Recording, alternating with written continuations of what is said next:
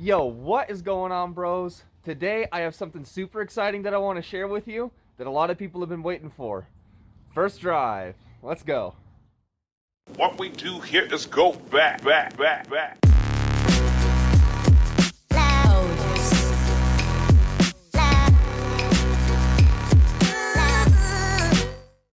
Over the last few days to a week or so, I've been working pretty much tirelessly every single day on this car. I have driven it to some degree because I've been trying to tune it and make sure that it's good to go for everything, obviously, in the future and what I have for you today. So first things first, we got to start this up and then we're going to let it warm up. Now, after all the adjustments and the tuning and stuff that I've made on this, it should start right up immediately, right after the fuel pump primes. Oh yeah, that's what I like to see.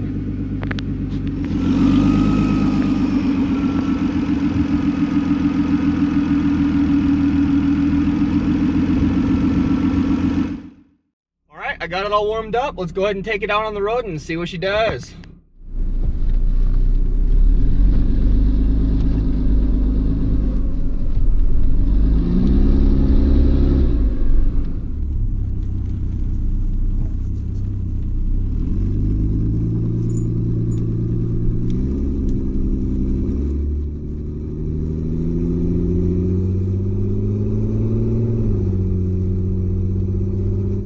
So, I'm definitely pretty happy that the stock engine computer is talking to the transmission correctly.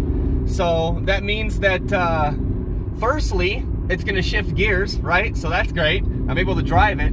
The downside to that, I've driven this a little bit, and I've noticed that it tries to shift while there's some boost being made, and there's some power being made, and sometimes the transmission's not very happy about that.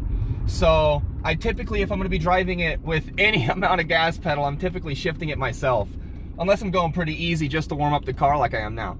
Another thing that worked out that's pretty cool, because I have the throttle body hooked up to the stock ECU, I'm able to use the OE switch inside the car to be able to control cruise control. So I've got cruise control, which is pretty cool too.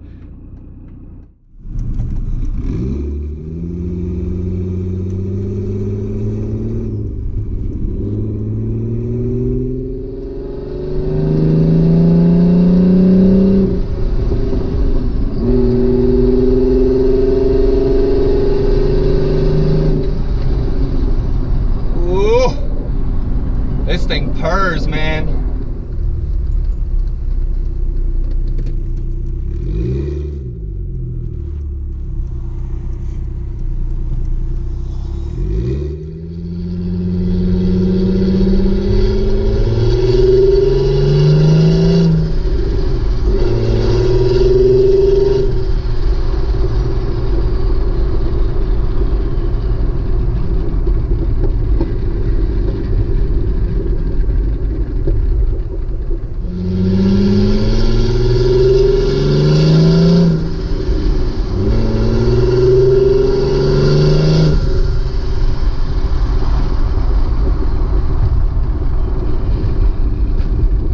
One downside to this setup that kind of sucks is first gear is pretty much unusable now.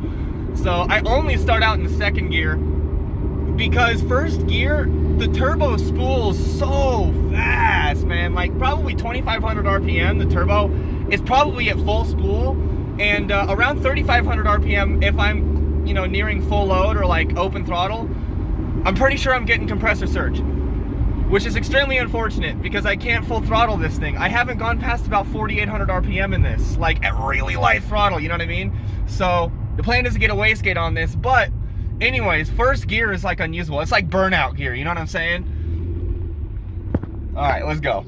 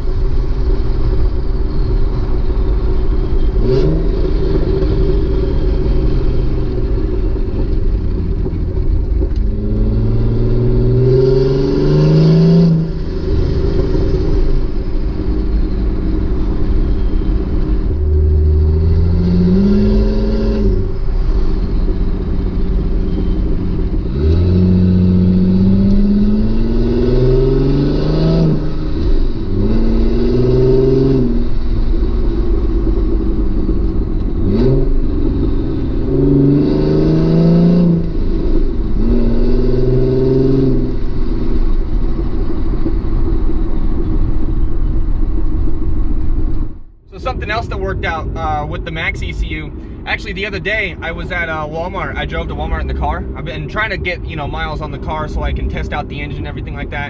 And my car wouldn't start. And I was trying to figure out what was going on. But what was beautiful was that I had the MaxxECU that I could diagnose problems. So what I did was I looked in and checked to make sure I was getting crank signal and cam signal and stuff. And using the built-in oscilloscope, I was able to tell that the cam sensor for some reason was stuck high. So it was not oscillating whenever the tooth on the cam was coming around. And so the engine did not know what to do with that signal because I had it set up for sequential 720 fuel injection, which is, you know, 1 injector per cylinder, instead of like doing a wasted spark setup, but for the fuel injectors. You know what I'm saying? Like, some of you guys will get that, some of you guys won't until you start getting into the tuning, which I will help you guys out with in the future. And so to get home, I was actually able to go into the settings and change it to sequential 360 so that it was doing batch fire, you know what I'm saying, like wasted spark, but for fuel injectors. So it's like doing 2 injectors. Each piston that comes up, it sprays for both. And one of them has fuel pooling on the back side of the valve while the other one's getting sprayed in, and then vice versa, back and forth. So each one gets a little bit of pooled fuel and sprayed in fuel. It's not the best, but I was able to get home doing that, you know what I'm saying? So it was able to work off of the trigger wheel that's stock to the car because it has the 60-2, 60 teeth, but 2 are missing. So that was a nice thing.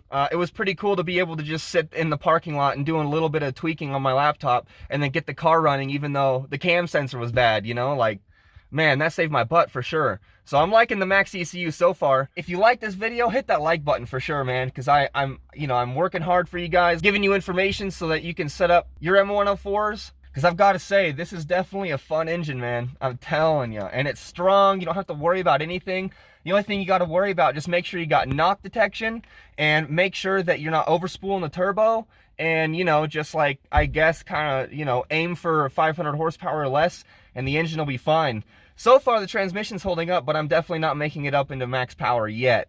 Like I was saying earlier with the wastegate, I'm pretty sure that I'm hitting turbo surge. You guys might have been able to see it towards the end of some of the acceleration and some of the clips there. You could tell that it was something was going on, and I'm pretty sure that it's the turbo surging, because you can also tell that that thing spools so early, like just coming off the line, you know, you can hear that thing and it's already going, man. I'm pretty sure I'm overspooling it. So I'll get that solved with the wastegate. I'm gonna have to pull the turbo manifold off and stuff. I'm pretty sure that I'm gonna stick it on the side of the exhaust housing, just right on the turbo. I'm just gonna have a little, so if the housing comes up like this and comes over and here's the exhaust outlet, I want to put it right here on this edge where it bolts to the T4 flange, or T3, I don't know which one it is. The T flange bolts to that, right? Get these glasses off so that you can see that I mean business. I'm not 100% sure that's gonna work out, but I got the wastegate on the way. I don't have knock detection set up on this yet. I should, I know. Do as I say, not as I do. Run knock detection on this. Although right now, knock detectors are like $300 or something, man. It's freaking crazy. So what I'm gonna do is I'm gonna take an Arduino Uno and see if I can set it up like that. I'm usually pretty right about these things. I mean, I'm pretty good with electronics, and all the knock sensors are little microphones, and you have to convert that into a 0 to 5 volt signal. I mean, that's not hard. An Arduino Uno can do that. So I'll come back to you guys with that information, let you know if you're able to set it up with the Arduino Uno. I think you can. And yeah, again, if you guys are getting value out of this content, hit that like button, subscribe to my channel if you still haven't, and I will see you guys next time, hopefully with some burnouts.